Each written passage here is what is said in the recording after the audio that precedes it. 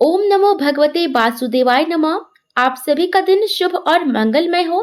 आज सुनेंगे पुत्रदा एकादशी व्रत कथा। द्वापर युग के आरंभ में महिष्मति नाम की एक नगरी थी, जिसमें महेजित नाम का राजा राज्य करता था। लेकिन पुत्रहीन होने के कारण राजा को राज्य सुखदायक नहीं लगता था। उसका मानना था कि जिसके संतान ना हो, उसके लिए यह लोक और परलोक दोनों ही दुखदायक होते हैं। पुत्र सुख की प्राप्ति के लिए राजा ने अनेक उपाय किए, परंतु राजा को पुत्र की प्राप्ति नहीं हुई। वृद्धावस्था आदि देखकर राजा ने प्रजा के प्रतिनिधियों को बुलाया और कहा, हे प्रजाजनों, मेरे खजानों में अन्याय से उपार्जन किया हुआ धन नहीं है। ना मैंने कभी देवताओं तथा ब्राह्मणों का धन छीना है। किसी दूसरे की धरोहर भी मैंने नहीं ली। प्रजा को पुत्र के समान पालता रहा। मैं अपराधियों को पुत्र तथा बांधवों की तरह दंड देता रहा। कभी किसी से घृणा नहीं की, सबको समान माना है। सज्जनों की सदा पूजा करता हूँ।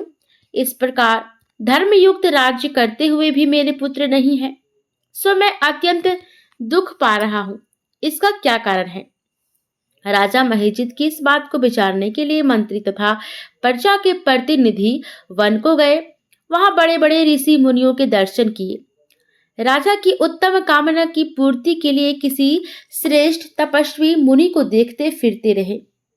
एक आश्रम में उन्होंने एक अत्यंत वयोवृद्ध धर्म के ज्ञाता बड़े तपस्वी परमात्मा में मन लगाए हुए निराहार जितेंद्रिय जितात्मा जित क्रोध सनातन धर्म के गुण तत्वों को जानने वाले समस्त शास्त्रों के ज्ञाता महात्मा लोमस मुनि को देखा, जिनका कल्प के व्यतीत होने पर एक रोम गिरता था। सबने जाकर ऋषि को प्रणाम किया। उन लोगों को देखकर मुनि ने पूछा कि आप लोग किस कारण से आए हैं? निसंदेह मैं आप लोगों का हित करूंगा। मेरा जन्म केवल दूसरों के उपकार के लिए हुआ है, इसमें संदेह मत करो।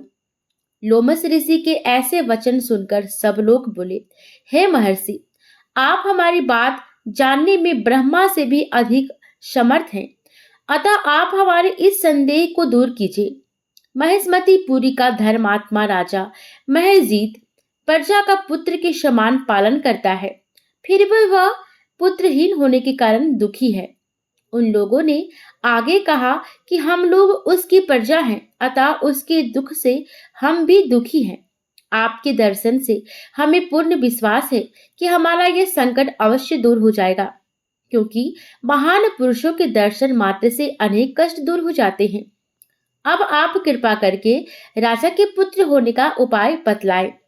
यह वार्ता सुनकर ऋषि ने थोड़ी देर के लिए नेत्र बंद किए और राजा के पूर्व जन्म का वृतांत जानकर कहने लगे कि यह राजा पूर्व जन्म में एक निर्धन वैश्य था। निर्धन होने के कारण इसने कई बुरे कर्म किए। यह एक गांव से दूसरे गांव व्यापार करने जाया करता था। एक समय ज्येष्ठ मास के शुक्ल पक्ष की द्वादशी के दिन मध्याह्न के समय जबकि वह 2 दिन से भूखा प्यासा था, एक जलाशय पर जल पीने गया। उसी स्थान पर एक तत्काल की ब्याही हुई प्यासी गौ जल पी रही थी।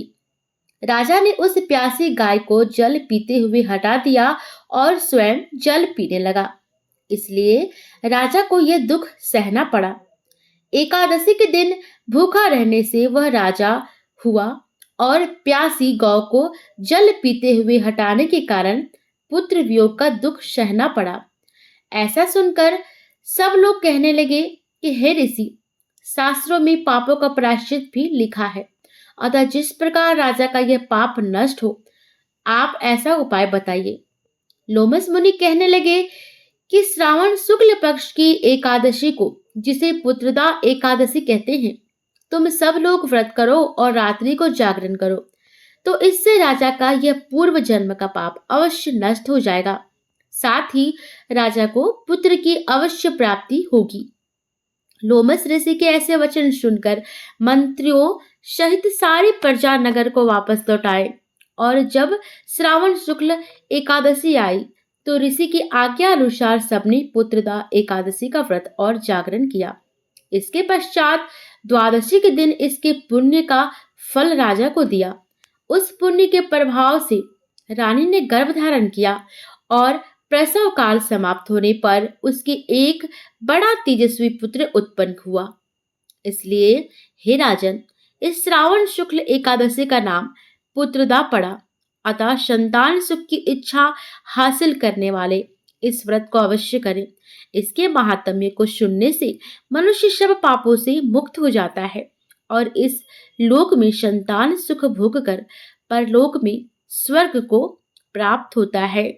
प्रेम से बोलिए जय श्री हरि विष्णु।